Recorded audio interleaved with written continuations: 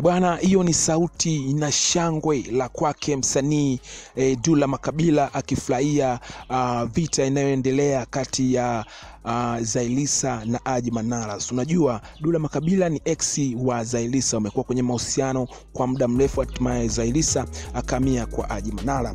Bana, Zaiylissa bana anasema kwamba mtu mzima ovyo, wewe ni mtii, akatumia neno fulani hivi ambalo sitolitamka hapa. Anasema inatosha sasa, nimechoka kupretend, akiwa anamaanisha kwamba amechoka kujifanyisha. Sasa acha tuvuane nguo kama ulivyozoea. Mtoto wa dada yangu amekuja kukaa likizo kwa mapenzi, na muda wake wa kuondoka ulipofika ulimzuia. Kumbe ulikuwa unamtongoza. Shame on you. Ulikuwa na kazi ya kumshikashika maziwa binti mdogo wa miaka chini ya 18. Sasa raundi hii umechezea pabaya.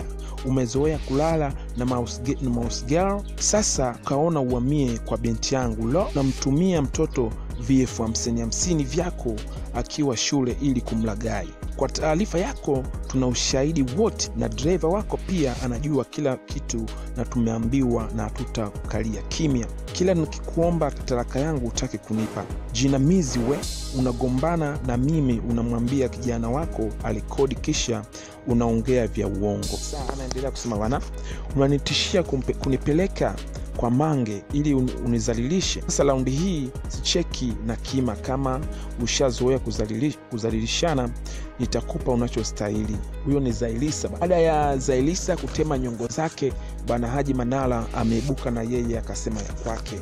Haji Manara anasema hivi: mtoto wangu na wazazi wangu wapo juu ya kila kitu. Unamnyanyasa mwanangu hata kwa chakula, alafu unataka uendelee kuishi ndani kwangu.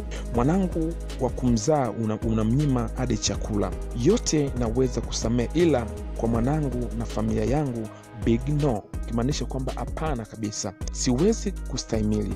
Mange Kimambi unadhani ana akili? Ni baada ya kulipua unataka huruma kwake. Acha roho mbaya mwanamke.